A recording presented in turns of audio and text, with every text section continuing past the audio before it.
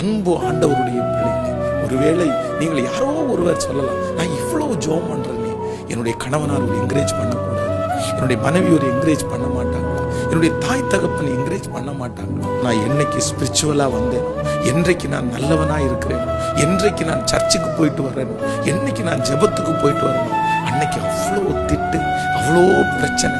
நான் கெட்டவனாய் இருக்கும்போது எனக்கு நிறைய என்கரேஜ்மெண்ட், ஆனால் நான் நல்லவனாய் கர்த்தருக்காக மாறினதற்கு பிறகு நிறைய டிஸ்கரேஜ்மெண்ட். நீ என்ன ஜெபம் பண்ணி எப்படி இருக்கிற, உன் ஜெபம் கேட்கப்படுமா?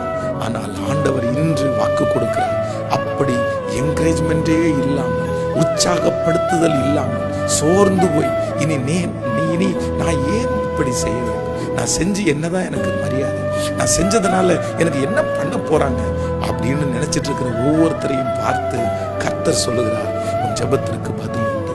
நீங்க ஜெபம் பண்றதுனால தான் உங்களுடைய குடும்பம் வெற்றியாய் வாழ்கிறது, உங்களுடைய பரிசுத்தத்தினால தான் நிறைய பேர் மாற்றப்படுகிறார்கள். நீ விட்டுறாதீங்க, நீங்க அதை எந்த டிஸ்கரேஜையும் பார்த்து உதறி தள்ளி விடாதீர்கள்.